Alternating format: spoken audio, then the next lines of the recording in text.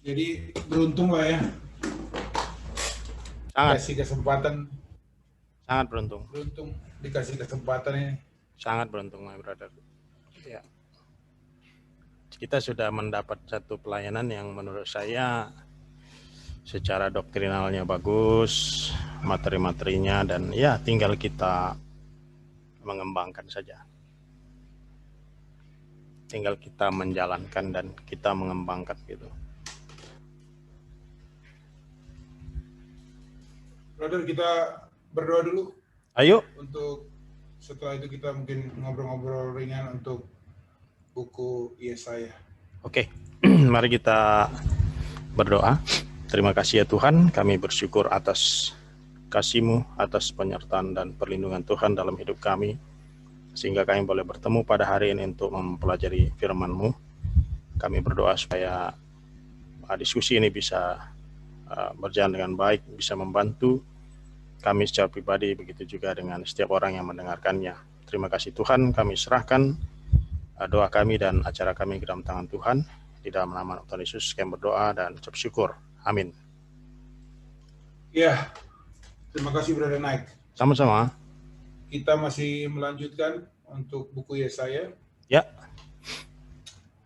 Terutama ini mengenai, ada kemarin juga bicara tentang karakter Tuhan, bahwa Tuhan itu marah, Tuhan membalas. Baik itu juga kepada bangsa Israel dan juga bangsa-bangsa yang sering mengganggu Israel. Itu dianggap juga mengganggu rencana Tuhan juga, artinya kan. Ya. Yang mungkin mau saya tanyakan ini, Tuhan itu marahnya sebenarnya karena apanya?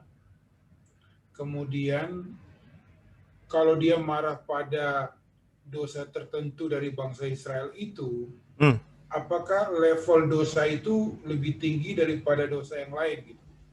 Jadi misalnya Tuhan marah pada hal tertentu karena mereka tidak patuh lagi, atau mungkin mereka menjadi menyembah Baal ataupun Tuhan yang lain. Apakah itu merupakan dosa yang lebih dibandingkan dosa-dosa yang lain? Maksudnya entah itu mencuri, membunuh, atau merampok, atau gimana gitu, brother. Gimana? Apakah ada level dosa dalam hal ini yang membuat Tuhan itu lebih marah daripada kepada bangsa Israel dan juga kepada bangsa-bangsa yang lain di sekitarnya, dibandingkan dengan misalnya taruhlah misalnya ada yang selingkuh atau apa dosa-dosa yang mungkin di mata kita mungkin bisa juga besar, bisa juga kecil gitu. Saya ingin bisa tahu tentang, mungkin secara umumnya tahu bahwa tidak ada level dosa, tetapi kan tetap saja akibatnya itu kan banyak yang ada yang lebih besar daripada yang lain, brother. Ya, ini pertanyaan yang bagus, Brother Pierre. Ini berkaitan dengan dosa ya. Jadi tentang dosa, memang tentunya ada dosa-dosa yang besar, ada dosa-dosa yang kecil begitu. Tetapi dampak dosa itu sendiri memang semuanya akan membawa kepada maut dan juga membuat manusia jauh dan terpisah dari Tuhan gitu. Nah, mungkin Matius 11 ayat 21 boleh menjadi perbandingan tentang besar kecilnya dosa. Sebenarnya ada ayat-ayat yang lain. Cuman ayat ini mungkin bisa menjadi salah satu acuan kita ya. Ini adalah ketika Tuhan Yesus mengecam Korazim. Dia mengatakan, celakalah kamu Korazim dan celaka juga kamu Betsaida. Seandainya keajaiban-keajaiban yang dibuat di tengah-tengahmu sudah dilakukan di Tirus dan Sidon, pasti orang-orang di sana sudah lama bertobat dari dosa-dosa mereka dan memakai pakaian berkabung serta menaruh abu ke atas kepala. Nah, artinya ini Tuhan Yesus memberikan satu perbandingan. Kalau saya membuat keajaiban di Tirus dan Sidon, mereka mungkin sudah bertobat. Gitu. Tapi kamu enggak, berarti kamu ini dosanya itu lebih besar gitu, lebih parah kamu ini gitu. Jadi adanya perbandingan begitu. Seandainya Tirus dan Sidon melihat keajaiban ini, mungkin mereka sudah bertobat. Kalau kamu enggak, berarti dosa kamu ini lebih lebih besar, kamu lebih bebal ini orangnya gitu kira-kira. Iya. Iya, jadi memang kalau kita membaca Alkitab, kita akan menemukan ada perbedaan-perbedaan yang tingkat-tingkatnya gitu, brother Pierre, level-levelnya. Cuman memang setiap dosa ya tetap membawa kita jauh dari Tuhan dan terpisah dari Tuhan gitu. Tapi ada tentunya dosa-dosa yang keji gitu ya, dosa-dosa yang membuat Tuhan juga marah dalam artian tidak suka begitu ya. Contohnya dosa sebenarnya kan dapat dibagi ke dalam dua bagian. Ada dosa yang disebut dengan commission, yang berarti kita komit dengan dosa itu, kita berbuat, kita melakukan, kita bertindak. Tapi ada juga dosa yang omission. Omission itu artinya kita tidak melakukan, tapi kita tidak memenuhi sebuah standar di mana kita benar di hadapan Tuhan. Tapi itu tidak dalam kaitan kita berbuat sesuatu yang salah, tetapi kita tidak melakukan sebagaimana yang Tuhan kehendaki begitu, brother Pierre. Jadi ada commission, ada omission gitu. Taruhlah seseorang itu dia tidak percaya kepada Tuhan, tapi di mata kita itu kelihatannya dia orangnya baik gitu maksudnya. Ya. Itu omission. Jadi sama seperti yang dikatakan oleh Yakobus pasal 4 ayat 17, kalau saya tidak salah, di sana dikatakan kalau seorang tahu bagaimana dia harus berbuat baik tetapi dia tidak melakukannya, maka dia telah berbuat dosa. Nah, itu masuk ke dalam kategori dosa omission gitu, brother. Iya. Jadi tidak sedang berbuat satu kesalahan tetapi tidak memenuhi persyaratan sedemikian sehingga berkenan di hadapan Allah begitu.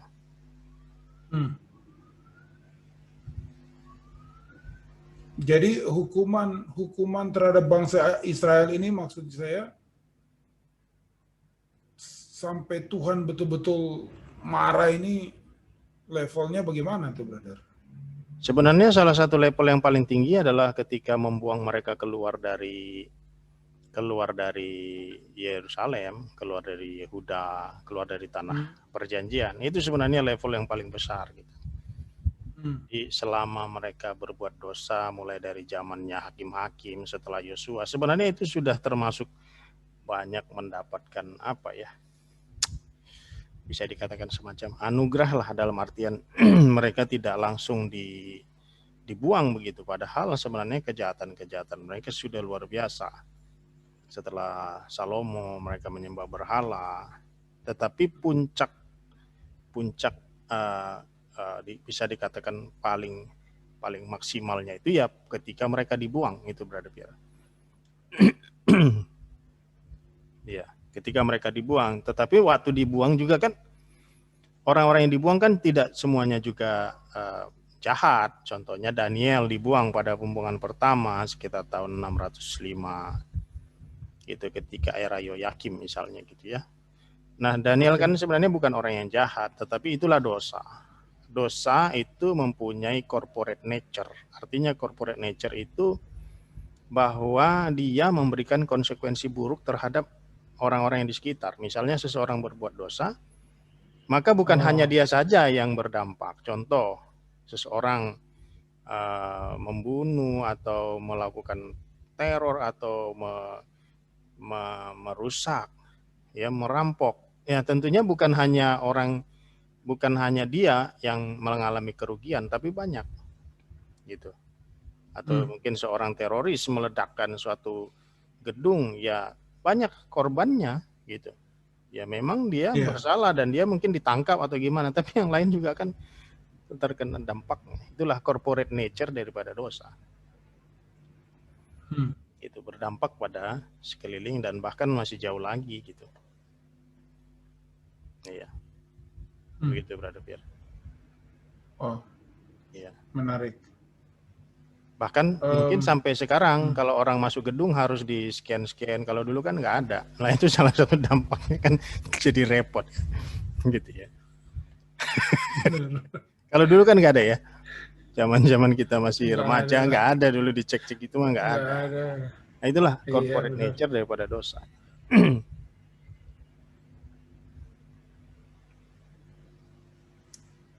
Brother, ini ada kata perempuan Sion itu simbol atau dalam kenyataannya seperti itu ya? Di pasal 3 ini bicara tentang perempuan Sion. Pasal 3? Ya, perempuan Sion, Yesaya ya. Yesaya 3. Kekacauan di wanita Sion. Yang mau ditanyakan apa? Wanita Sion telah menjadi sombong. Okay. Artinya apa itu ya di situ? Ada semacam apakah tertuju kepada wanita atau tertuju kepada satu tempat? Jadi Israel itu ya terkadang interpretasi ini. Ya, terkadang umat Tuhan itu disebut dengan seperti mempelai wanita begitu. Ya. Israel itu kadang-kadang dia menggunakan dalam bentuk ketiga dia disebut she begitu. Her gitu ya. Bukan dalam gender pria gitu. Karena kan selalu umat Tuhan itu kan diumpamakan sebagai satu satu komunitas yang mempunyai relasi yang dekat sama Tuhan, dan ini seperti halnya mempelai pria dengan mempelai wanita begitu. Jadi itu semacam metafora begitu, Brother Pierre. Ya tergantung konteksnya, apakah ini yang dimaksudkan secara literal adalah wanita, ataukah ini memang yang dimaksudkan adalah bangsa Yehuda itu sendiri. Tetapi ketika dia mengacu kepada bangsa Yehuda ataupun orang-orang di Yerusalem, umat Tuhan, maka ini berarti adalah sebuah metafora gitu. Maka ini yang dimaksud adalah orang-orang Yahudi ketika itu begitu. Tergantung konteksnya kita. Iya. Iya, brother. Ini mungkin kita sudah bahas juga kemarin mengenai gimana kita bisa membaca Alkitab dengan lebih tepat. Ya. Tapi artinya yang saya pikir adalah bagaimana buku Yesaya ini artinya kita tetap bisa belajar dari situ, tetapi tidak terperangkap dalam artian bahwa ini sudah terjadi atau belum terjadi. Jadi bisa jadi bingung juga kan, kita akhirnya jadi perdebatannya pada yang terjadi dan belum terjadi lebih daripada mungkin kita bisa belajar juga dari hal itu, atau memang kita perlu mengetahui secara keseluruhan untuk bisa mengerti sebuah buku, terutama ini buku Yesaya ini adalah saya rasa banyak hal juga yang perlu kita bisa mengerti, brother. Ya, jadi ya ini pertanyaan yang bagus sekali, Brother Pierre. Ketika kita membaca Alkitab, dalam hal ini kitab Yesaya misalnya, kitab Yesaya itu kan mengandung nubuat-nubuat yang bukan saja baru digenapi ketika dalam waktu yang dekat daripada era Yesaya itu, tapi juga ada juga yang masih akan digenapi jauh ke depan begitu. Jadi biasanya nubuat nabi-nabi itu bukan hanya berbicara tentang nubuat yang akan digenapi dalam waktu dekat, tetapi juga ada nubuat-nubuat yang masih jauh. Contoh nanti kalau Brother Pierre membaca kitab Daniel menubuatkan tentang Alexander Agung yang nantinya akan berkuasa, kemudian dia meninggal, dan kemudian kerajaan yang terpecah menjadi 4. Nah itu semua ada dinubuatkan di dalam kitab Daniel. Tetapi kitab Daniel juga ada berbicara tentang nubuat nanti akhir zaman, untuk akhir zaman. Gitu. Jadi sebenarnya ketika kita membaca itu bukan hanya untuk mereka atau bukan hanya sudah lewat, tapi juga masih akan ada yang di masa mendatang begitu, Brother Pierre. Iya. Ya, dan tentunya kita perlu juga melihat hal-hal yang memang menjadi penekanan dari penulis. Ada tema-tema, topik-topik yang memang ditekankan oleh penulis dan seringkali memang diulang begitu. Nah, itu dalam menganalisa teks kita perlu juga melihat hal-hal yang diulang gitu ya. Kemudian plot-plot yang berubah. Jadi sebenarnya selain mempelajari historinya ataupun latar belakang sejarahnya, analisa teks ketika kita membaca dengan hati-hati, maka kita akan melihat ada keywords, ada keywordsnya gitu. Kita bisa melihat apa tujuan-tujuan penulisnya gitu. Biasanya ketahuan sih kalau kita benar-benar membaca secara perlahan, lalu kita meneliti, merenungkan, dan memperhatikan ada kata-kata yang biasanya diulang yang menjadi penekanan dari penulis gitu. Iya. Saya jadi teringat Yohanes pasal berapa ya? Pasal 2 atau 3 yang waktu Yesus memanggil murid-muridnya, atau pasal 1 ya?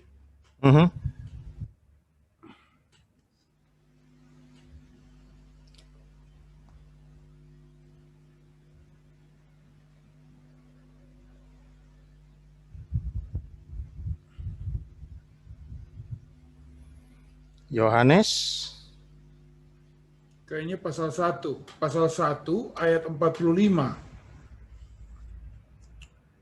Dikatakan Filipus bertemu Nathanael dan berkata kepadanya, kami telah menemukan dia yang disebut oleh Musa dalam kitab Taurat oleh para nabi, yaitu Yesus anak Yusuf dari Nazaret. Apakah ini termasuk Yesaya ini di dalamnya, brother? Mereka baca juga. Maaf, brother. Ayat berapa tadi, brother? Yohanes 1 ayat 45.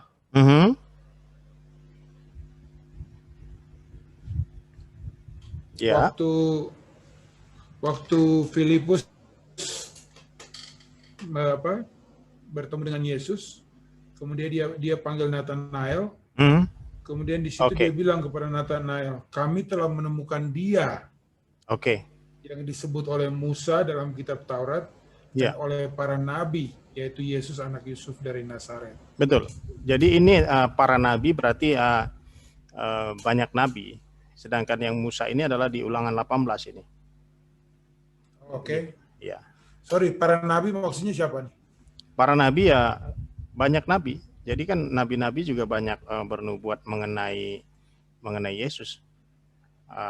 Khususnya Matius mencatat banyak nubuat tentang nubuat para nabi yang digenapi oleh Yesus gitu, bahwa dia akan keluar dari Mesir, dia akan dibawa ke Mesir, kemudian dia juga akan tinggal di Nazaret, kemudian dia nanti akan lahir dari seorang perawan. Itu kan oleh Nabi Yesaya. Yesaya 7 ayat 13, 14 ya. Kemudian dia adalah seorang putra, tetapi dia juga adalah raja yang kekal, raja damai. Gitu. Yesaya 11. Yesaya 9. Yesaya 11 bahwa dia adalah anak keturunan Isai gitu.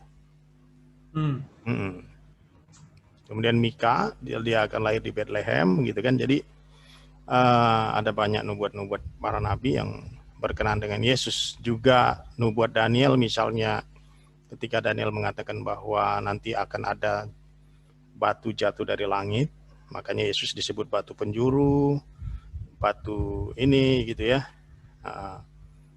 Kemudian dia juga berada bersama dengan Sadrak, Mesak, dan Abednego di dalam perapian. Daniel 9 ayat 25 sampai 26. Raja yang kekal yang akan memimpin umatnya begitu. Jadi ada banyak sekali nubuat-nubuat perjanjian lama yang berkenaan dengan Yesus gitu, brother. Iya. Iya, ini yang saya merasa bahwa ada semacam seperti bertolak belakang. Tuhan marah kepada bangsa Israel, tetapi secara bersamaan dia menjanjikan keselamatan. Ini bagaimana nih brother? Maksudnya di dalam kemarahannya itu terhadap mereka dia menghukum bangsa Israel, tapi di dalam Yesaya ini juga ada dibungkus juga dengan satu kata-kata janji untuk menyelamatkan mereka. Hmm. Gimana ya brother kita bisa mengerti ini? Karena sepertinya gimana ya, Tuhan, apakah kita secara mungkin kalau dari kacamata mungkin orang-orang yang tidak percaya, tidak konsisten, mungkin ya kalau mau hukum, hukum aja gitu. Ya. Kenapa tidak langsung sekalian dimusnahkan aja atau gimana gitu kan? Iya. Gimana kita bisa menyingkapi ini ya brother ya? Ya, justru saya melihat bukan tidak konsisten, justru sangat konsisten. Manusianya yang tidak konsisten, umat Tuhan itu yang tidak konsisten. Tuhan berjanji akan memberkati, tetapi mereka yang tidak setia, ya kemudian mereka dihukum. Tetapi kan janji itu kan harus digenapi. Kalau misalnya generasi ini nggak bisa, ya maka generasi berikutnya. Gitu. Dengan kata lain, Tuhan mempunyai harapan untuk mereka. Kalau nggak generasi kamu, ya generasi selanjutnya lah, gitu kan, istilahnya begitu. Tapi artinya kamu nggak setia, saya akan tetap setia dengan janji saya, kan begitu. Ya makanya janji Tuhan itu dia harus genapi. Dia memang setia dengan janjinya. Tetapi dia juga adil, dia juga maha kudus, dia maha mengasihi, sehingga setiap orang-orang yang tidak patuh itu mereka akan mendapatkan hukuman, tetapi Tuhan memberikan kesempatan bagi mereka untuk bertobat. Jadi ini berkaitan dengan harapan. Artinya masih ada harapan bagi umat Tuhan sampai kapanpun. Ketika mereka patuh, taat, maka mereka akan diberkati. Inilah yang dipromosikan oleh Alkitab mengenai liberated obedience. Jadi kita ini mempunyai kebebasan di dalam Tuhan, bukan libertarianisme. Libertarianisme itu artinya kita bebas sebebas-bebasnya dan mendapatkan surat izin untuk berbuat dosa. Kita juga bukan legalis. Legalis itu seolah-olah kita yang bisa membuat diri kita menjadi benar tanpa Tuhan, begitu kan? Tapi kita ini liberated obedience, artinya ya kita mempunyai kebebasan di dalam Tuhan, gitu. Mempunyai kebebasan di dalam Tuhan karena kita mau patuh dan taat dan setia kepada Dia, begitu. Ada satu pandangan yang saya pernah dengar bahwa karena memang Tuhan mengasihi manusia, jadi memang ada masa penghukuman, tetapi pada akhirnya semuanya selamat. Gimana nih brother melihat ini kita? Saya pernah dengar juga semacam annihilation atau gimana gitu. Jadi artinya, jadi konsepnya bahwa memang Tuhan menghukum, tetapi ada masa di mana pada akhirnya Dia memaafkan semuanya gitu. Itu gimana pandangan ini, brother? Oh, itu bukan annihilationism. Oh, bukan. Itu kayaknya universalism atau pengembangan dari universalism itu. Jadi semacam ada kesempatan kedua begitu. Jadi kita semacam melewati semacam suatu api penyucian. Jadi api penyucian itu semacam purgatori, di mana kita sebelum diselamatkan semuanya kita melewati purgatori itu. Nah, itu yang kita tidak sama dengan saudara-saudara di Katolik kita. Ya, teman-teman di Katolik di situ kita tidak sama. Jadi purgatori itu bagi Kristen Katolik itu merupakan satu tahapan sebelum mereka mencapai surga, begitu katakanlah ya. Nah, tetapi kita kaum Protestan, evangelikal tidak menganut kepercayaan adanya purgatori itu, begitu. Ya, begitu kira-kira, brother. Ya, annihilationism itu asal katanya kan nihil gitu, artinya ya memang tidak. Annihilationism itu ketidakpercayaan terhadap adanya neraka. Jadi Neraka itu tidak ada. Jadi manusia itu mati, ya itulah hukumannya gitu. Ya. Jadi tidak percaya akan adanya neraka itu disebut dengan annihilationism. Memang ada juga komunitas Kristen yang percaya akan hal tersebut. Mereka percaya surga, mereka percaya surga tapi tidak percaya neraka. Ya. Sepertinya konsep Yahudi seperti itu, brother, enggak? Iya. Tapi Yahudi ini kan banyak, brother. Ya. Okay. Yahudi ini banyak. Jadi ada juga kelompok Yahudi yang tidak mempercayai akan adanya neraka. Oh, tertentu juga. Maksudnya bukan semua. Saya kurang yakin karena saya belum memeriksa semuanya, tetapi ada yang saya kenal itu orang Yahudi yang juga mesianik ya, Kristen, mereka percayanya seperti itu, tidak ada neraka gitu. Konsep neraka ini sebenarnya datang ketika Yesus memperkenalkan atau sebelumnya sudah ada, brother? Sebelumnya sudah ada. Jadi memang rabi-rabi juga memang sudah sering menyebutkan kata tersebut gitu tentang neraka. Ya. Jadi itu bukan kata ataupun frasa yang baru, brother. Ya. Jadi memang itu sesuatu yang sudah familiar bagi mereka. Gitu ya. Ya. Ini apa namanya? Kalau bisa dibilang ini Yesaya ini sebenarnya nama Yesaya ini apakah ada kemiripan juga dengan Yesus atau kan dia sebenarnya kan kalau bahasa Inggrisnya kan Isaya kan Asaya. Iya. Saya nggak tahu kalau di dalam bahasa Hebrew-nya itu apa, brother? Kalau Yesus itu lebih kepada mirip dengan Yosua, bukan Isaya. Yesua, iya. Betul. Tapi artinya ada keselamatan juga kalau nggak salah ya, artinya ya, ada keselamatan ya. God is salvation, brother. God is salvation ya. Iya. Ya, saya lagi kepikir kan karena teman-teman kita dari Muslim ini kan menamakan Yesus kan Nabi Isa kan. Isa.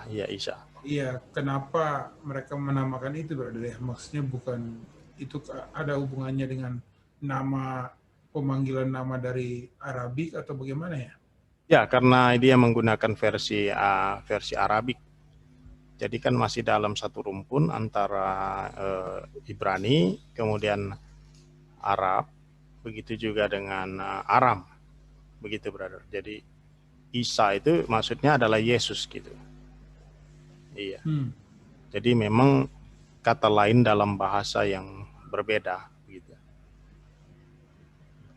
Jadi memang Isa itu memang dalam bahasanya diartikan memang Yesus. Isa Al-Masih maksudnya Kristus atau Mesias. Mesias itu Masih, Al-Masih gitu kan. Jadi itu kan Mesias dalam bahasa Ibraninya. Mesaya dalam bahasa Inggris. Dalam bahasa Yunaninya Kristus gitu. Kristus. Ya, jadi Isa Al-Masih maksudnya adalah Yesus Kristus begitu. Ya, ini ada dikatakan juga tentang Immanuel ya di pasal 7.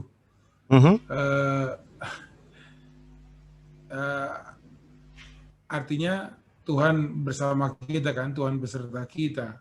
Betul. Immanuel, Tuhan beserta kita, benar. Seolah-olah menjadi nakir kenapa nama Yesus nggak Immanuel gitu. Padahal itu kan mungkin mereka akan menamakan dia Immanuel kan? Iya. Bagaimana kita menyingkap? Ya, betul. Ini pertanyaan yang menarik ya tentang bagaimana Yesus diberikan nama Yesus, ya, Kristus dan lain sebagainya. Jadi menamakan Immanuel ini lebih kepada bahwa maknanya, di mana makna kelahirannya, kedatangannya adalah menandakan bagaimana Kristus datang di tengah-tengah umatnya begitu. Jadi tidak selalu berarti literal di mana nama panggilannya menjadi Immanuel begitu. Tapi arti kedatangannya mungkin lebih secara implisitnya begitu, brother. Jadi bukan harus menggunakan Immanuel, tetapi secara keseluruhan dari kehidupan Yesus itu mengartikan bahwa Tuhan hadir di tengah-tengah umatnya, terutama ketika dia mengatakan, saya inilah bait Allah. Bait Allah adalah tanda kehadiran Tuhan gitu. Jadi Tuhan itu hadir di tengah-tengah umatnya.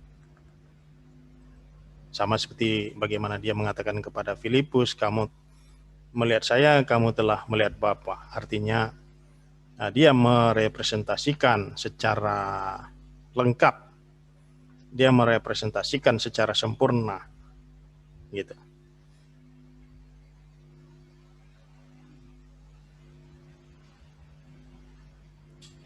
Brother, ini saya ada sedikit pertanyaan menarik nih. Di Yesaya 18. Yesaya 18 ya. Yesaya 18 ayat 7. Oke. Yesaya 18 ayat 7.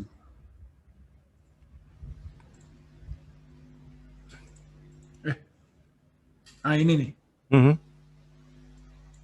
Ya kan, pada waktu itu juga persembahan akan disampaikan kepada Tuhan semesta alam dari kaum yang jangkung, berkulit mengkilap, dan dari kaum yang ditakuti dekat dan jauh, bangsa yang berkekuatan ulet dan lalim, yang negerinya dilintasi sungai-sungai. Ini bangsa apa nih, brother? Maksudnya siapa ini kira-kira? Atau Yesaya pasal yang ke-18 ya? Iya. Yesaya pasal 18 itu berbicara tentang dari sebuah negeri di seberang sungai-sungai Sudan. Itu berbicara tentang negeri Ethiopia. Oke. Ya. Orang-orang Ethiopia memang jangkung. Mereka orang-orang Sudan, karena Ethiopia memang jangkung-jangkung, maksudnya kurus-kurus, Sudan ya. jangkung. Tapi kulitnya ini mereka kulit hitam. Kenapa dibilang di sini mengkilap ya? Maksudnya mengkilap artinya kan hitam, bisa saja mengkilap juga gitu kan? Iya. Orang-orang yang tinggi dan berkulit halus yang ditakuti di seluruh dunia. Ya mungkin terjadi perubahan ya, Brother Pierre ya. Karena kan ini kan sekitar abad ke-8 ya, abad ke-8 bisa juga sebelum Masehi gitu. Jadi ya mungkin sudah terjadi juga perubahan, kawin campur dan lain sebagainya ya. Tetapi artinya untuk konteks masa itu mungkin ini bisa lebih dipahami gitu. Gitu. Tapi yang kembali pertanyaan saya, brother, ini sudah terjadi atau akan terjadi? Maksudnya pada saat penulisan itu akan terjadi dalam waktu dekat, ataukah akan terjadi nanti di jauh hari? Karena kan misalnya waktu dia berbicara tentang Yesus kan sudah jelas akan pada saat kedatangan Yesus. Tetapi pada saat berbicara tentang beberapa bangsa, ada yang mungkin juga akan dihukum secara langsung. Tetapi apakah ada yang jangka panjang? Nah, disitulah kita perlu melihat teks itu, brother. Kadang-kadang antara yang jangka pendek yang dengan jangka panjang bisa bersamaan. Kadang-kadang itu bisa bersamaan. Saya kasih contoh, misalnya kita lihat ke Daniel, seperti saya katakan tadi, Daniel ya. Mungkin karena kebetulan barusan saya baca Daniel, kita lihat Daniel misalnya 9 ayat 25. Daniel 9 ayat 25.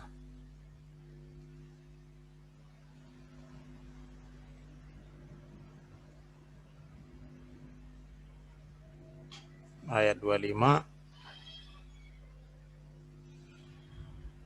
sampai 26 gitu. Iya. Di sini sebenarnya kalau kita membaca Daniel 9 ini banyak berbicara tentang yang jarak dekat ya. Tapi pada ayat 25 dikatakan catatlah dan pahamilah 7 kali 7 tahun akan lewat mulai dari saat dikeluarkannya perintah untuk membangun kembali Yerusalem sampai datangnya seorang pemimpin pilihan Allah. Kemudian ayat 26 pada akhir masa itu pemimpin pilihan Allah itu akan dibunuh padahal ia tidak bersalah. Nah, ini berbicara tentang kematian Yesus kan, tapi ini sesuatu yang jauh sebenarnya. Oke. Nah, kemudian ini jarak dekat lagi. Maka datanglah tentara seorang raja yang kuat lalu memusnahkan kota Yerusalem serta rumah Tuhan. Akhir zaman itu akan datang seperti banjir yang membawa perang dan kehancuran seperti yang ditetapkan oleh Allah. Nah, ini udah jauh lagi. Gitu. Jadi seperti itu biasanya Alkitab kadang-kadang berbicara yang dekat dan jauh, terutama dalam perjanjian lama, sehingga orang-orang di era Yesus kadang-kadang mereka bisa salah mengerti. Mereka pikir itu semuanya digenapi pada masa itu. Gitu. Tapi padahal ada juga berbicara tentang akhir zaman, pada kedatangan kedua. Kadang-kadang kedatangan pertama dan kedua itu bisa bersamaan dia. Gitu. Ya, mungkin kalau waktu kita menyelidiki pelan-pelan mungkin semakin kita bisa mengerti. Tapi bagi orang awam untuk bisa mengerti ini ya mereka perlu waktu juga kan untuk bisa mendalami. Benar. Bahwa ketika membaca Alkitab ada banyak bukan dimensi apa saya bilang ya, maksudnya waktu-waktu juga tertentu yang bisa sudah terjadi ataupun akan terjadi gitu. Ada yang ya, jadi kita perlu mengetahui ada yang continue, ada yang discontinue. Jadi yang discontinue artinya yang memang sudah digenapi gitu. Tapi ada yang continue. Gitu. Nah, disinilah perbedaan antara kaum preteris dalam melihat akhir zaman dengan kaum futuris. Jadi biasanya kalau kaum preteris menganggap banyakkan nubuat-nubuat itu sudah tergenapi semua. Tentang akhir zaman itu semuanya sudah tergenapi gitu. Tapi kaum futuris percaya nanti akan ada masa depan di mana ini masih belum digenapi semua begitu. Nah, kita sebagai pembaca kan kita perlu juga memperhatikan yang mana-mana yang discontinue, yang mana-mana yang digenapi dalam waktu dekat, yang mana-mana yang akan digenapi dalam jangka waktu panjang gitu. Ya memang ada kegunaannya juga membuat seperti ini kalau menurut saya, karena berarti kan kita bisa mempercayai nubuat jangka panjang ketika nubuat jangka pendek itu tergenapi. Kita susah memahami, menerima nubuat jangka panjang. Contoh Yesus, kalau Yesus hanya bernubuat tentang akhir zaman, tapi tidak pernah diuji nubuatnya dalam jangka pendek, maka kita mungkinan kita masih lama ya, bisa jadi bisa enggak gitu. Tapi kalau sudah teruji nubuat-nubuat jangka pendek, contohnya Yesus bilang, nanti saya bangkit setelah 3 hari dalam perut bumi. Setelah dia bangkit, maka kita akan percaya apa yang dia katakan dalam jangka waktu yang lebih panjang. Gitu. Nanti saya akan disalib. Nanti saya akan ditangkap, diserahkan kepada pemimpin-pemimpin agama. Nanti saya akan mati. Nah, itu terjadi gitu. Nah, kita jadi bisa percaya untuk perkataan-perkataan Yesus yang lebih jauh gitu. Ya. Tapi kalau nubuat-nubuat jangka pendeknya tidak teruji, maka sulit bagi kita untuk mempercayai nubuat-nubuat jangka panjang. Iya, saya lagi berpikir tentang Yesus yang sudah menunjukkan artinya kasihnya datang ke dunia, kemudian dia bisa melakukan keajaiban, banyak kata-katanya pun bisa terjadi gitu kan. Ya. Tapi tetap saja maksudnya masih banyak orang yang memang menolak untuk percaya ya, Brother. Ya. Ini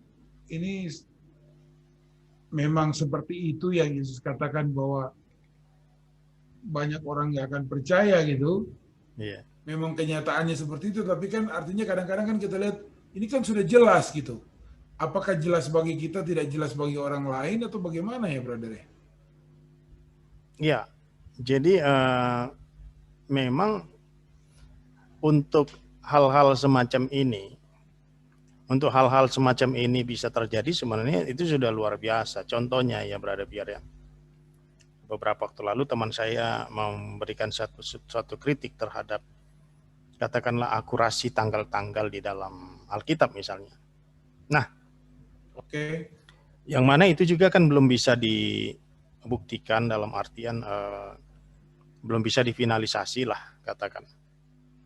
Tetapi upaya penulis-penulis dalam mencatat tanggal-tanggal rajanya siapa waktu itu, waktu ketika tulisan itu ditulis, tahun keberapa, peristiwanya. Nah, upaya penulis untuk memberikan catatan-catatan sejarah semacam itu, ya itu kan patut diapresiasi sebenarnya. Selama ribuan tahun mereka mencoba menuliskan itu. Gitu. Nah, di mana kita hanya mengatakan mungkin kita sebagian orang memberikan kritik, tidak akurat dan lain sebagainya. Tapi untuk tulisan yang ribuan tahun, orang berupaya untuk menjaga catatan-catatan tanggal tahunnya dan lokasinya. Ini kan suatu upaya luar biasa yang patut diapresiasi begitu ya menurut saya, Brother Pierre. Iya, ini kan sesuatu yang istilahnya satu upaya yang kita juga belum bisa bilang salah gitu. Karena Alkitab sendiri memang bukan buku sejarah, sekalipun dia mengandung sejarah. Karena dia kan harus memberitahukan kapan peristiwanya, di mana, sekitar tahun berapa gitu. Tapi memang dia bukan buku sejarah. Kalau buku sejarah maka ini akan flat aja, jadi hanya berupa informasi-informasi yang memang tidak ada arah tujuannya begitu. Tapi kan ini memang jelas lebih kepada revelasi di mana ada catatan-catatan sejarah yang terkandung. Misalnya Yesus berbicara dengan Pilatus. Karena Pilatus ada di dalam sejarah Roma, ya maka ditulis Pilatus gitu kan. Ya. Tapi bukan maksud penulis menuliskan tentang Pilatus itu sendiri. Penulis tidak mungkin tidak tertarik menulis biografi Pilatus, tetapi karena Yesus hidup di era Pilatus maka ditulis Pilatusnya gitu kira-kira. Iya, betul. Sorry, yang temannya brother itu mempertanyakannya maksudnya timeline yang mana ya? Maksudnya, mungkin dia mempertanyakan ya kira-kira misalnya ini berapa hari sih gitu ya.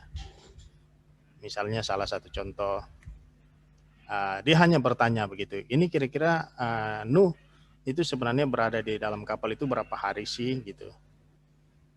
Terus pakai kalender apa gitu ya. Ya kita mengapresiasi pertanyaan itu, tapi walaupun memang tidak terlalu berkaitan dengan pesan utama daripada Alkitab, gitu. Tapi juga kan tidak mengatakan bahwa dia salah, gitu ya, kira-kira begitu. Maksudnya tidak mengatakan bahwa tulisan Alkitab itu salah ketika menyebutkan harinya, gitu. Iya. Sama seperti misalnya saya bertanya kepada brother ya. Valid aja orang mempertanyakan itu ya. Betul. Misalnya saya tanya kepada brother tentang sebuah cerita perjalanan brother dari Kirgistan menuju ke Indonesia. Ya, brother mungkin ada cerita bahwa bro ada pergi ke minimarket lalu beli permennya 10 misalnya. Tetapi mungkin bukan 10, mungkin 9, mungkin 8. Nah, tetapi itu bukan poin utamanya sebenarnya. Tapi perjalanan brother Pierre dari Kirgistan menuju ke Indonesia itu merupakan tema atau poin utamanya gitu ya. Tapi masalah akurasinya soal permennya 8 tidak terlalu berpengaruh, kecuali permen itu nanti berpengaruh pada secara keseluruhan pada inti perjalanan brother Pierre. Gitu. Ya begitu kira-kira maksud saya. Iya. Tapi bukan berarti kita nggak bisa juga kan maksudnya menolak orang Nggak bertanya apa-apa, kepada kita nggak seperti masalah. itu. Kita Tapi jawab aja, artinya, ya mungkin gitu iya, kan. Ya kita ya mungkin sekitar sekian hari ini berdasarkan catatan itu gitu. Tapi ya bukan itu poin-poin intinya gitu kan. Tetapi akan sangat apa ya? Menurut saya akan sangat tidak fair ketika kita hanya mempersoalkan itu lalu kita bilang Alkitab itu tidak akurat. Misalnya ya. Sama iya seperti saya sih. bilang, saya tidak percaya Brother Pierre pergi dari Kirgistan menuju ke Indonesia karena dia bilang permennya 10, padahal waktu saya ketemu dia hanya bawa 8. Nah, sih, ya gitu maksud saya. Gitu. Ya, jadi kalau mau bicara tentang begitu, brother, jadi ada juga orang Ya, karena nggak sempat, dia kan pergi ke keliling Eropa gitu kan, ya, karena nggak sempat beli souvenir, ya, entah itu di airport sini ya, atau di betul. toko mana di mall ada jual souvenir dia beli aja.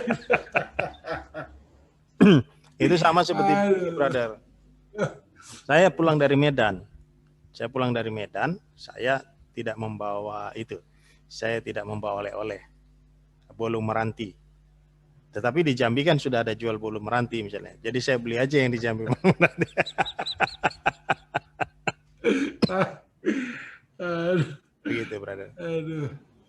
Jadi sebenarnya ya memang kebenaran itu apa ya? Memang harus beriman juga. Artinya kan kita percaya kepada orang-orang yang memberikan pesan itu, pesannya itu tentang siapa dan apa itu penting kan sebenarnya kan. Ya. Tapi maksudnya ada juga orang yang misalnya seperti apa yang kemarin diperdebatkan buku Barnabas atau apa kan. Ya.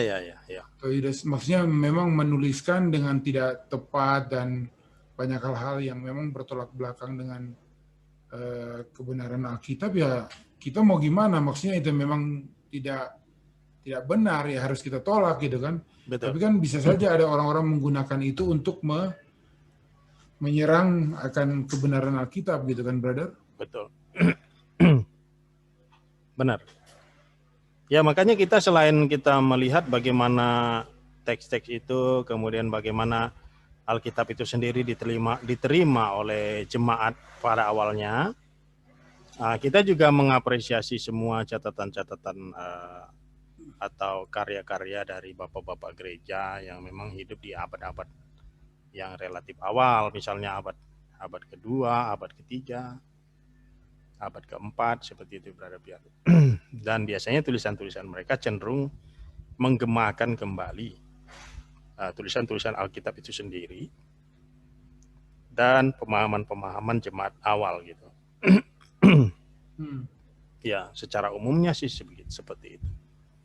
Jadi memang ada transmisi yang cukup baik mulai dari awal sampai sekarang, dan puji Tuhan catatan-catatan itu semuanya juga masih ada begitu. Nah, ketika tiba-tiba ada naskah yang lebih baru misalnya dari tahun misalnya abad-abad ke-9 atau abad-abad ke-15, 14, ya tentunya kan kita lebih percaya pada yang lebih awal gitu. Apalagi dikatakan misalnya Injil Barnabas, maka kan kita akan lihat Barnabas itu hidupnya tahun berapa, Barnabas yang mana kan gitu.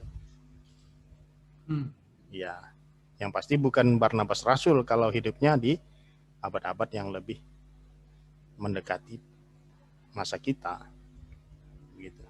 Tapi kalau dia menyebutkan abad ke-1, ya maka mungkin saja. Tapi kalau bukan abad ke-1, maka tidak mungkin Barnabas begitu.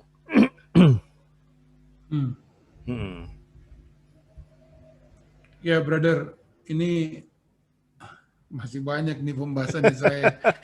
Tapi ini saya mau tanya di Yesaya 19. Ya. Di ayat yang ke-25 dikatakan yang diberkati oleh Tuhan semesta alam dengan berfirman, diberkatilah Mesir umatku. Kira-kira bagaimana kita menginterpretasi ini, brother? Jadi kita harus melihat bahwa Tuhan itu memang rindu menyelamatkan seluruh bangsa. Makanya ketika kita membaca kitab Yesaya, pada bagian-bagian awal itu dia berbicara tentang hukuman, penghakiman, kecaman terhadap bangsa-bangsa yang jahat itu. Tetapi memang mereka juga mendapatkan kesempatan, mempunyai harapan gitu. Dan Tuhan sebenarnya melihat manusia ini kan secara universal itu adalah ciptaan Dia, yang mana Dia juga ingin menyelamatkan seluruh bangsa. Begitu Brother Pierre. Hanya memang ketika mereka tidak mengenal Tuhan dan mereka hidup dalam dosa, memang Tuhan mengatakan Tuhan mengecam mereka, Tuhan akan menghukum mereka. Itu kan pada bagian-bagian awal.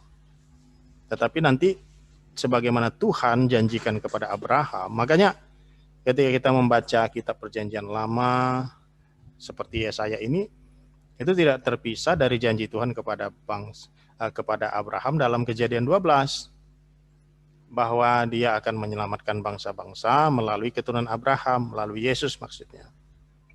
Dia akan menyelamatkan bangsa-bangsa, begitu.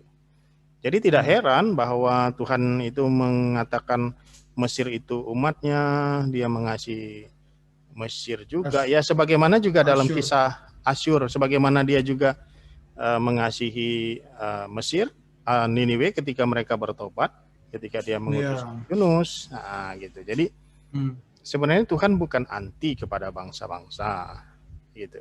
Dia ada rencana yang Dia sudah sampaikan melalui Abraham, begitu Brother Pierre, bahwa Israel akan menjadi bangsa yang besar, keturunan Abraham, tetapi juga bangsa-bangsa lain juga akan diselamatkan melalui keturunan Abraham. Nah ini semua nanti baik dari Israel dan begitu bangsa-bangsa lain akan disatukan ke dalam satu identitas. Mereka akan unite in Christ, akan satu dalam Kristus, gitu. Inilah sebenarnya rencana besar Tuhan di masa mendatang. Jadi semua bangsa itu, termasuk Israel juga, akan unite in Christ, gitu. Tuhan akan memberi, membayar, menebus, sehingga mereka menjadi keluarga Tuhan. Mereka satu di dalam Tuhan, satu identitas di dalam Kristus, begitu. Betul. Nah, ini adalah satu nubuatan jangka panjang. Nah itu, jadi ada yang jangka pendek, ada yang jangka panjang, selalu begitu. Jangka pendeknya nanti kamu Asyur akan dihukum, gitu. Nanti kamu akan dihukum, kamu akan kalah oleh Babel. Nah itu jangka pendek. Jangka panjang, kamu nanti akan diselamatkan, begini begitu. Kamu umat saya. Jadi ada bicara hukuman, ada bicara keselamatan, ada judgment, ada salvation. Nah ini selalu kan seperti dua hal yang selalu bersamaan, gitu, antara hukuman dan keselamatan, gitu. Oh, awesome, brother. Ya, ya betul ya. Maksudnya kadang kita melihatnya terlalu sempit juga ya. Kadang-kadang kita pikir, oh, cuman Israel yang diberkati. Pokoknya ini bangsa yang diberkati, nggak mungkin lah kalah. Nggak mungkin gimana gitu nggak kan. mungkin ya. Semuanya juga awal-awalnya kan disebut keturunan-keturunan Adam itu, dan termasuk Adam sendiri kan disebut anak Allah. Iya. Apapun sukunya waktu itu, Adam belum ada sukunya kan, tapi sudah disebut anak Allah gitu. Kan kita ini kan diciptakan sesuai dengan citra Allah. Ada relationship dengan Tuhan. Nah itu sebelum itu kita belum ada kebangsaannya loh. Ketika kita diciptakan menurut gambar dan rupa Allah itu belum ada kebangsaannya. Kita diciptakan sesuai dengan rupa Allah, citra Allah. Artinya kita ini mempunyai relasi dengan Allah. Tetapi karena Adam dan Hawa memilih untuk terpisah daripada Allah dengan cara tidak mempercayai dan tidak mematuhinya, nah maka citra Allah itu rusak, relasi itu rusak gitu. Sehingga mempengaruhi secara substansi mereka dalam hal jiwa roh mereka, karakter mereka, seperti itu kira-kira. Brother, apakah janji ini mungkin suatu pertanyaan, saya nggak tahu apakah sulit atau mungkin kita bisa. apakah janji Tuhan ini masih berlaku kepada bangsa Israel yang sekarang ini? Masih. Ya seperti saya Oke. katakan, Tuhan itu tidak mungkin tidak menepati janjinya. Manusia boleh nggak tepat janji, Tuhan akan tepat janji. Walaupun manusia tidak setia, tapi dia akan tetap setia. Gitu. Dan dikatakan bahwa nanti seluruh bangsa Israel akan diselamatkan, nanti berbicara tentang akhir zaman di mana semua orang Israel itu akan percaya kepada Kristus. Ketika Kristus datang ke dunia untuk yang kedua kalinya, bertemu dengan mereka yang percaya kepada Dia seluruhnya. Itu. Wow. Apakah ada indikasi ke situ Brother saat sekarang ini? Ada. Kita bisa perhatikan sekarang itu sudah lebih banyak orang-orang Israel yang percaya kepada Kristus. Ya memang tidak semua, tetapi sudah lebih ada satu progres, ada kemajuan. Kalau Brother Pierre lihat di YouTube seperti itu ada kesaksian-kesaksian dari saudara-saudara di Israel gitu. Ya saya sendiri yang di Israel Bible Center juga kan bertemu dengan beberapa orang Yahudi yang beragama, ya bukan beragama ya, yang percaya kepada Kristus begitu. Iya, iya. Betul. Ya mungkin yang terakhir untuk hari ini Brother, Yesaya 24. Ya. Seolah-olah Tuhan di sini bilang mau menghancurkan bumi. Ini bagaimana kita mengartikan ayat ini Brother? Arti pasal ini, sorry. Ya, jadi karena kita dia kalau bilang kan, ya. Iya, silakan. Jadi kalau kita melihat kitab Yesaya ini, pada bagian pertama itu memang lebih banyak berbicara tentang penghakiman gitu, Brother. Jadi pasal 1 ayat 39 itu lebih banyak berbicara tentang penghakimannya. Tapi pada pasal yang ke-40 sampai seterusnya itu lebih banyak berbicara tentang keselamatan gitu. Jadi secara umum ya, saya berbicaranya gitu. Ya. Tetapi ini berbicara tentang akhir zaman sebenarnya. Ya, lagi-lagi seperti saya katakan, ada yang jangka pendek, ada yang jangka panjang. Contoh ayat yang ke-1, Tuhan akan membinasakan bumi. Nah, ini tentunya berbicara tentang akhir zaman, Brother. Gitu. Jadi bukan dalam jangka waktu dekat.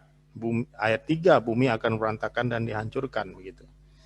Ya, jadi ini adalah sesuatu yang nanti jangka panjang pada hari penghakiman gitu ya. Dan nantinya bumi akan diganti menjadi bumi yang baru, langit yang baru, bumi yang baru, begitu kan. Nah ini adalah tentang akhir zaman nantinya. Jadi seringkali begitu, kalau kita membaca kitab para nabi, ada yang jangka pendek, jangka panjang. Jangka pendeknya berbicara tentang kedatangan Yesus, Yesaya 7, Yesaya 9, Yesaya 11. Jangka panjangnya ada juga, gitu. Ya contohnya ini, Yesaya 24, Yesaya 65, Yesaya 11, itu kan jangka panjang. Nanti tentang kedatangan Yesus yang kedua, gitu. Nah ini nabi-nabi yang luar biasa ini. Daniel juga begitu, Yesaya juga begitu, Zakaria juga begitu, berbicara tentang nubuat jangka pendek, tapi juga bicara tentang nubuat jangka panjang. Gitu. Ya tadi saya sempat waktu di luar maksudnya lihat ya, maksudnya ya gedung-gedung yang tinggi ini, kemudian teknologi, kemudian banyak penemuan-penemuan ataupun banyak hal yang kita lihat, hal-hal yang menarik dan bagus di dunia ini kan. Tapi maksudnya ketika kita tahu bahwa suatu saat kita akan meninggalkan dunia ini atau bahkan Tuhan bilang akan menghancurkan bumi ini, artinya gimana ya? Rasanya apakah kita nggak sayang gitu, bahwa apakah Tuhan nggak sayang bahwa ini sudah Dia ciptakan tapi kemudian dihancurkan oleh Dia gitu. Ya, makanya ketika kita berbicara tentang hal ini, kita juga perlu mengetahui bahwa Tuhan berbicara juga tentang renewal. Jadi akan ada renewal. Jadi ada penciptaan, ada fall, kejatuhan, ada renewal. Itu. Dan memang jangka panjang Tuhan adalah merenew semuanya ini. Gitu. Jadi Tuhan mengetahui akan adanya kejatuhan dan semua ini, tetapi dia juga ada suatu rencana jangka panjang yang jauh lebih baik lagi, yaitu renewal, yaitu pembaharuan, menjadikan segala sesuatunya lebih baik lagi daripada sebelumnya, begitu. Jadi ya oke, memang hancur, tapi kan Tuhan membuatnya lebih baik lagi, langit yang baru, bumi yang baru, Eden yang baru, Yerusalem yang baru, gitu. Jadi better. Karena yang sebelumnya sudah rusak, sudah jatuh, sudah ya. Artinya ya karena itulah maka Tuhan menebus, menyelamatkan kita, dan kita akan menjadi ciptaan yang baru, begitu, brother. Iya, saya tuh suka mengambil contohan. Waktu saya kan, maksudnya kan suka pindah-pindah nih kan, karena pekerjaan dari istri kan. Jadi waktu saya pindah ke tempat yang baru, sebelum pindah itu saya sudah kayak, mungkin gak akan sama dengan Indonesia, Indonesia lebih baik. Tapi kemudian waktu di situ ternyata banyak hal yang menarik, yang baru gitu. Sama waktu kita pindah ke Kenya begitu juga. Jadi artinya kadang-kadang kita punya pemikiran gitu ya tentang surga ataupun tempat yang baru yang Tuhan sediakan itu kayak nggak nyampe gitu. Maksudnya kita nggak bisa membandingkan dengan apa yang di dunia ini gitu. Pasti hal-hal yang luar biasa lah yang sudah dijanjikan gitu, brother. Pastinya. Ini kan contohan dunia aja, tapi betul. Ini kan gitu. Betul. Ya pastinya ya kita sedih kalau melihat seperti itu, tetapi kan ya memang ya dosa dan kejatuhan ya memang gimana cara memperbaikinya, brother, ya. Usaha-usaha manusia untuk mencoba memperbaiki juga ya tidak bisa, karena satu-satunya cara adalah memperbaharuinya, merenew-nya, begitu. Ya. Merenew kembali. Ya ini apalagi di masa-masa COVID ini kayaknya banyak hal-hal yang sepertinya sebelum COVID kan, banyak sekali impian kan, banyak sekali yang mau dilakukan. Penemuan baru lah, segala macam. Nggak taunya pada saat COVID semuanya berubah. Iya. Artinya sebenarnya ini sebuah anugerah. Dikatakanlah anugerah kecil bagi kita untuk bisa menikmati hidup sebenarnya. Tapi justru ketika kita bisa menikmati itu, justru banyak juga orang melupakan Tuhan kan. Asik bekerja, asik mencapai cita-cita, asik berkarya, lupa Tuhan gitu. Gitu. Jadi meskipun sebenarnya dikasih izin juga untuk menikmati hidup, masih bisa membuat ini, membuat itu, tapi tidak mencari Tuhan juga. Gitu. Tidak bersyukur juga gitu.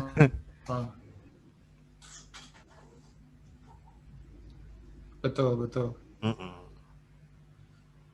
Gitu, brother. Yes, brother. Ya, masih banyak sebenarnya yang masih harus di. Ya, memang baca kitab ini nggak habis-habisnya, brother. Iya. Kemarin waktu mention tentang Christian doctrine kan. Kan itu kan sebenarnya ada di materi yang saya lagi belajar itu kan. Oke. Jadi langsung saya selesaikan aja. Selama 2-3 hari itu kan akhirnya bisa selesai. Wow. Ya. Luar Tapi biasa. artinya memang artinya mungkin ini perlu mungkin satu waktu di mana kita bisa bahas juga khusus, brother. Boleh. Untuk doktrin Kristen ini supaya banyak juga teman-teman yang bisa melihat ya akan doktrin, akan kekristenan ini yang memang sebenarnya apa yang perlu benar-benar kita punya. Yang selebihnya itu kan di luar itu kan mungkin bisa berbeda, tetapi yang ini penting untuk kita bisa percaya dan dalami gitu, dan punya conviction, keyakinan di situ. Boleh, brother. Boleh, nanti sesekali kita bisa selingi dengan mempelajari topik-topik ya, selingan gitu ya, membahas tentang topik-topik berkaitan bisa. Kristen. Boleh juga tuh. Boleh. Sip. Oke, Brother, kita berdoa. sip. Tuhan, terima kasih untuk semua yang Kau sudah berikan.